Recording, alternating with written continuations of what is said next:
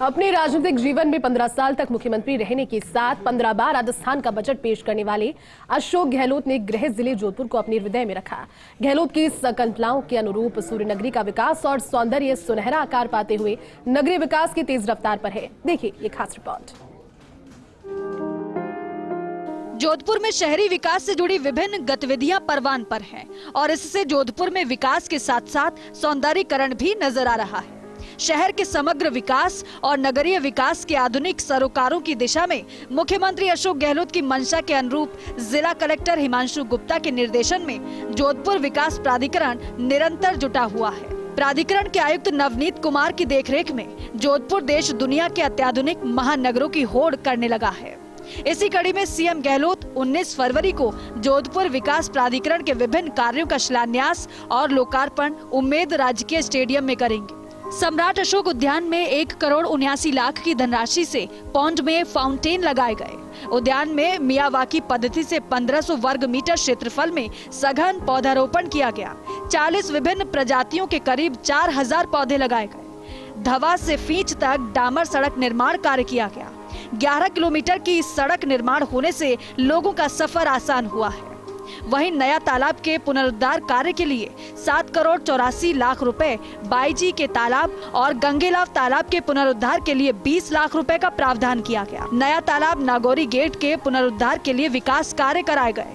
50 साल का राजनीतिक सफर, सन 80 से सांसद और 15 साल से मुख्यमंत्री और 15 बजट। सन 84 में जब जोधपुर पूरी पानी की समस्या से जूझ रहा था, तब उन्होंने पहली बार राजीव गांधी के लिफ्ट कैनाल की घोषणा श्री राजीव गांधी से करवाई और आज राजीव गांधी लिफ्ट कैनाल के तीसरे चरण की घोषणा शिलान्यास होने जा रहा है। तो जोधपुर को जो पानी की समस्या से पूर्ण रूप से निजात दिलाई गई है। जो जोधपुर पहले ट्रेन से पानी जोधपुर में आया जाता था, आज जोधपुर लोगों को प्यास बुझाता है, ट्रेन से पानी बाहर भेजता है। और जहाँ तक देखा जाए रेलवे की सुविधा की, सन 90 तक सिर्फ 3 ट्रेनें चलती थी, आगरा, दिल्ली और अहमदाबाद। और उन्होंने जब ब्रॉडगेज का जिम्मा अपने हाथ में लिया तो आज जोधपुर देश के सभी कोनों से जुड़ गया है, डायरेक्ट जुड़ गया है। और अब तो जोधपुर में इलेक्ट्रिक ट्रेनें भी चलनी शुरू हो गई है। एक साधारण से कार्यकर्ता से अपना जीवन शुरू करने वाले माननीय मुख्यमंत्री जी अशोक जी गहलोत साहब ने 15 साल में अपना 15वां बजट पेश किया है। यह एक ऐतिहासिक बजट है।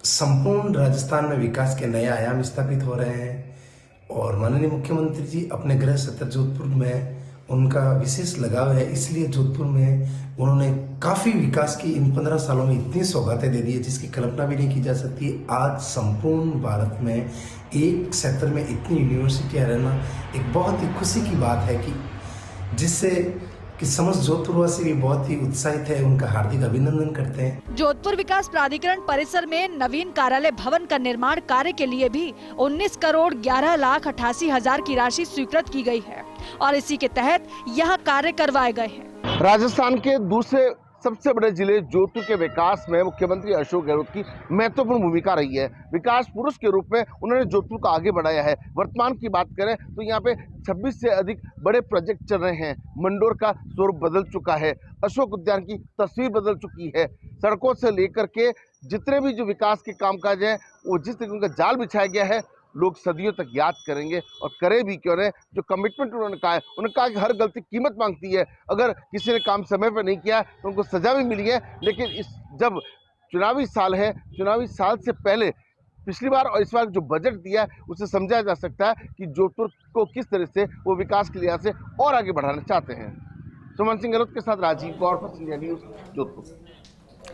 राजस्थान का दूसरा बड़ा जिला जोधपुर विकास के लिहाज से खास है। जोधपुर को उच्च शिक्षा संस्थानों और औद्योगिक विकास के लिहाज से देश के प्रमुख महानगरों में शुमार करने वाले मुख्यमंत्री अशोक गहलोत अपने जोधपुर प्रवास के दौरान खूब सारी सौगातें आम जनता को देने वाले हैं और वो कहते भी हैं, जोधपुर मेरे दिल में बसता है और मैं थांसू दूर नहीं। देखिए रिपोर्ट।